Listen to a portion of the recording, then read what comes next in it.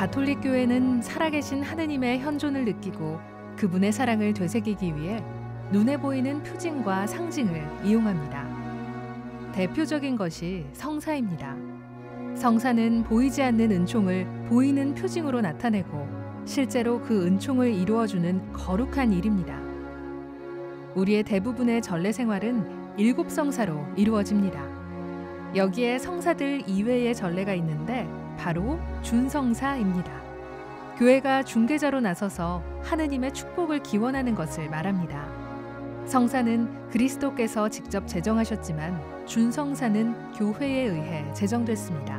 우리는 다양하고 복잡한 삶 속에서 살아갑니다.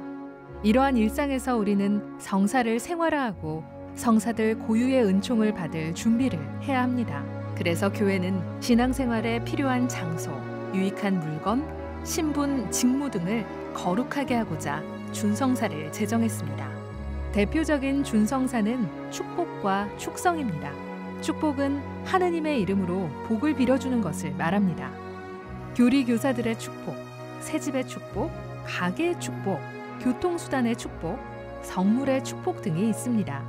간혹 축복과 강복을 혼동해서 사용하는데요. 축복은 하느님께 복을 빈다는 뜻이고 강복은 하느님께서 내려주시는 복이라는 뜻이기에 구분해서 사용해야 합니다.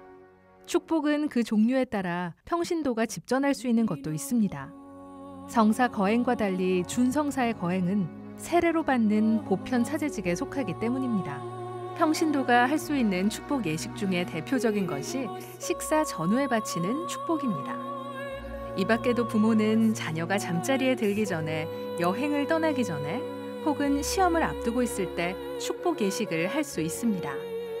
또 차 축복, 집 축복 등에 대해서도 축복 예식에 마련된 절차와 형식을 따라 평신도가 집전할 수 있는데요. 사제나 부제가 있을 경우에는 사제나 부제가 집전합니다.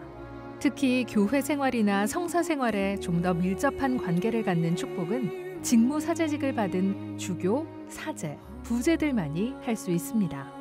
또 축성은 하느님께 특별히 봉헌하여 거룩한 것이 되게 하는 것을 말합니다.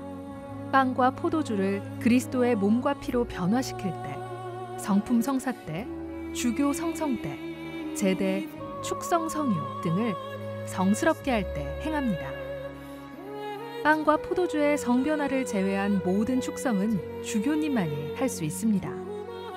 또 축성된 물건과 장소는 전례적인 용도로 사용됩니다. 물건뿐만 아니라 하느님께 봉헌되는 사람도 축성되는데요. 이로써 온전히 하느님께 속한 사람이 됩니다. 그러나 그들의 축성은 서품과는 다릅니다. 서품은 성사로서 안수와 축성 기도로 거룩한 권한이 부여되기 때문입니다. 마귀를 쫓아내는 구마 역시 준성사인데요. 교회는 예수 그리스도의 이름으로 마귀를 쫓아내고 악마의 세력에서 보호하길 청합니다. 또 세례 때마다 사제는 구마 기도를 통해 악으로부터 보호하고 해방시켜 주실 것을 청합니다. 영화에서 묘사되는 공적인 구마의식은 교회의 엄격한 조사가 이루어진 뒤에야 교구장의 허가를 받은 사제만이 할 수 있습니다. 준성사는 하느님의 축복으로 우리 신앙심을 북돋아주며 성사 생활을 충실하게 하도록 돕습니다. 하지만 묵주, 성패, 성화 등을 부적이나 행운의 상징처럼 여기는 건 경계해야 합니다. 준성사는 신앙과 봉헌의 정신으로만 사용돼야지 결코 미신적인 행위로 이용돼서는 안 되기 때문입니다. 준성사, 잘 이용한다면 교회의 축복 안에서 우리의 신앙 고백이 가능해지고 우리의 행위로 하느님을 기쁘게 해드릴 뿐만 아니라 악마로부터도 보호받게 될 것입니다.